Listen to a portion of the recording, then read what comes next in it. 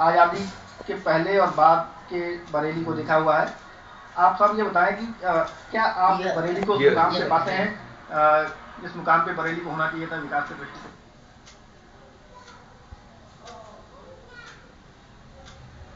Break के बाद आप सबका एक बार फिर से स्वागत है जनगण मन के इस विशेष कार्यक्रम में।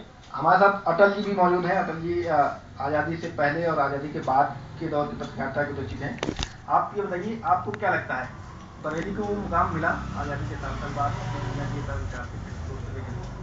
देश की आज़ादी में महत्वपूर्ण भूमिका निभाने वाले इस बरेली महानगर में यूं तो तमाम समस्याएं हैं और उस समस्याओं के बीच में सबसे बड़ा जो अभाव नजर आता है यहाँ के जनप्रतिनिधियों की इच्छा शक्ति, और उनकी इच्छा शक्ति ना होने के कारण से बरेली महानगर के उद्योग चौपट हो गए और किसी भी जनप्रतिनिधि ने नए उद्योगों, पुराने उद्योगों को चौपट होने की स्थिति से उबारने की प्रयास नहीं किया और इसी के साथ नए उद्योगों की स्थापना में भी उनका कोई भी महत्वपूर्ण योगदान नहीं दिया। सच पूछे तो बरेली महानगर हो जाने के बावजूद भी यहाँ शिक्षा की तमाम समस्याएं विद्यमान हैं, लेकिन उन जनप्रतिनिधियों की उपेक्षा के कारण से ही उन समस्याओं पर काबू नहीं पाया जा सकता है। और आज महानगर नहीं, सारे देश के अंदर एक ज्वलंत समस्या है महंगाई की। इस महंगाई की मार ने गरीबों की 2 दिन की रोटी भी हाथों से छीन ली है। मेरा सिर्फ इतना सा मानना है कि केंद्र में पूर्व की सरकारों ने अगर देश की जनता के हित में कोई काम किया है तो वर्तमान सरकार को भी पुरानी सरकारों से शिक्षा देते हुए महंगाई पर रोक लगाने के लिए राजनीतिक दल से ऊपर उठ करके जनहित में इस भावना को स्वीकार करना चाहिए और महंगाई पर रोक लगाने का प्रयास करना चाहिए। राजनीतिक तौर पे इच्छा शक्ति की कमी के चलते बरेली का वो विकास नहीं हो पाया और राजनीतिक दलों में ये होना चाहिए कि राजनीतिक स्वार्थों से ऊपर उठकर बरेली के विकास में कुछ सोचें। आप युवा हैं और खासकर एजुकेशन की फील्ड से जुड़े हुए हैं, आपको क्या लगता है कि एजुकेशन की फील्ड में बरेली में जो होना चाहिए था हुआ? आज अगर हम बात करते हैं अपने बरेली शहर की, तो बरेली शहर में आज तमाम मैनेजमेंट के इंस्टीट्यूट खुल चुके हैं, जिसमें से प्रबंधन के, आईटी के, इंजीनियरिंग कॉलेज खुल चुके हैं। तमाम जो ऐसे छात्र छात्राएं हैं जो बरेली में रहकर ही अपनी शिक्षा को ले सकते हैं। लेकिन अगर बात करते हैं प्लेसमेंट की, जो कि प्लेसमेंट के नाम पे कोई भी पूरे उत्तर प्रदेश में ऐसा कोई इंस्टीट्यूट नहीं बन पाया है जो आज प्लेसमेंट को अच्छे स्तर पर दे सके। सभी छात्र छात्राओं से एक अच्छे मैनेजमेंट की रोशन की जाती है, लेकिन सबसे बड़ी दिक्कत यह है कि हर कॉलेज आज डेट में ये कह रहा है कि वो क्वालिटी एजुकेशन प्रोवाइड कर रहा है। प्लेसमेंट के नाम पे सब जीरो है, क्वालिटी एजुकेशन के नाम पे एमबीए बना रहे हैं, मैनेजर्स बना रहे हैं, बीटेक करके इंजीनियर बना रहे हैं, लेकिन जो क्वालिटी दिखनी चाहिए वो कंपनियों को ही नहीं मिल पा रही है। सबसे बड़ा कारण यही है कि आज प्लेसमेंट कॉलेजों में नहीं हो पा रहा है। एजुकेशन का एक हब बनता तो दिखा, लेकिन जो क्वालिटी एजुकेशन होनी चाहिए थी उसकी कमी और प्लेसमेंट की समस्या के चलते अब ये सेक्टर भी पिछड़ता नजर आ रहा है। आप सब व्यापारी वर्ग से जुड़े हैं, एक बार फिर हम उद्योग व्यापार की चर्चा करेंगे। क्या व्यापारियों को वो सहूलियतें मिल रही हैं? कहाँ पर दिक्कतें आ रही हैं शासन और प्रशासन के स्तर पर? व्यापारियों का मैं ये कहूँगा कि उत्तर प्रदेश में व्यापारियों का पूरी तरह से शोषण हो रहा है। एक यही प्रदेश है पूरे इंडिया में जिसमें व्यापारियों का पूरी तरह शोषण हो रहा है। हर तरह का टैक्स, मतलब ऐसे ऐसे टैक्स लगाए जा रहे हैं। अगर आज के टाइम में व्यापार, जो नया आदमी अगर हमसे पूछता है कि हम व्यापार करें तो हम उससे कहते हैं नौकरी कर लो। व्यापार अगर करोगे तो इतने टैक्स हैं कि तुम जो है इनकम तुम्हारी कम होगी, टैक्स ज्यादा देने पड़ेंगे। तो प्रदेश सरकार को इस पे थोड़ा व्यापारियों पे गौर देना चाहिए। जब से ये सरकार आई है ये व्यापारियों पे बिल्कुल गौर नहीं दे रही है और तरह तरह के टैक्स लगा रही है। हर उसमें व्यापार में टैक्स पूरी तरह से लग रहे हैं। तो व्यापार की यूपी में तो स्थिति ऐसी हो। बरेली से कई युवा हमारे साथी हैं जो यहाँ से पलायन कर गए हैं, दिल्ली नोएडा में बिजनेस कर रहे हैं, दिल्ली में कर रहे हैं, इस वजह से कर रहे हैं कि बरेली में कुछ भी नहीं है व्यापार में, यूपी में कुछ नहीं है व्यापार के नाम पे।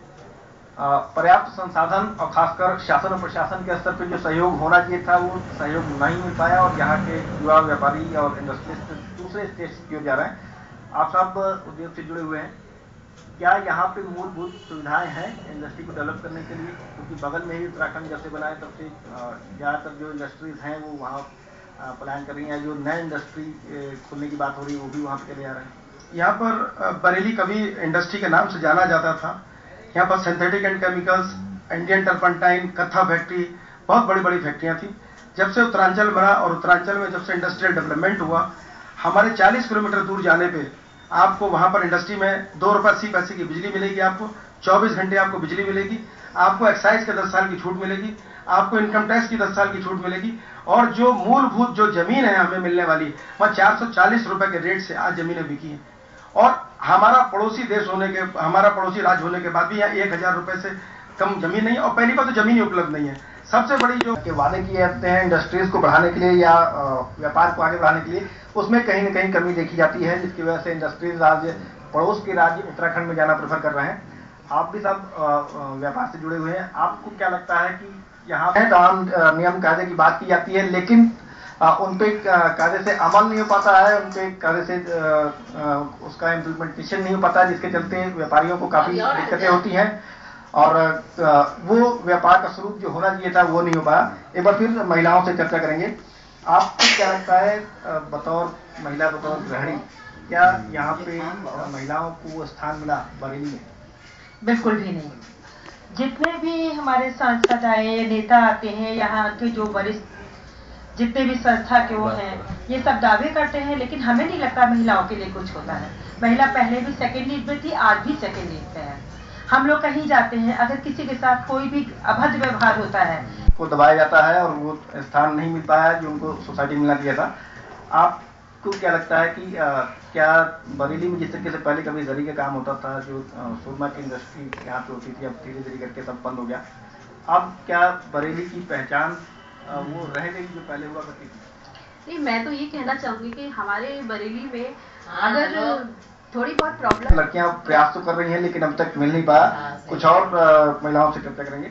आप सब ये बताइए, क्या आपको लगता है कि एजुकेशन की फील्ड में महिलाओं को मुकाम मिला या टोटल ओवरऑल बरेली में करेंगे? जिस तरीके से बरेली के बारे में कहा जाता है कि यहाँ पे सड़कों की स्थिति वो नहीं है, यहाँ पे ट्रांसपोर्टेशन जो लोकल कन्वेंस है वो उचित तरीके से नहीं है।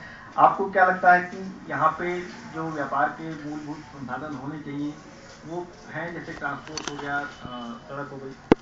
बरेली के अंदर जो बरेली महानगर है, दिल्ली और लखनऊ के बीच में स्थित एक महत्वपूर्ण शहर है। बिजनेस के पॉइंट ऑफ व्यू से बहुत अच्छा शहर हो सकता था, लेकिन प्रशासन की अदूरदृष्टता के कारण कह सकते हैं, यहाँ के जनप्रतिनिधियों का झुकाव न होने के कारण कह सकते हैं, सड़कों की बदहाली है, सड़कें बहुत बुरी स्थिति में है। सड़कों के अलावा जो मूलभूत सुविधाएं, बिजली नहीं है, पानी की बहुत बड़ी समस्या है। तो आदमी अगर व्यापार करने का सोचता है, ना उसे बिजली मिल रही है, ना ट्रांसपोर्टेशन मिल रहा है, तो आदमी व्यापार क्यों करेगा?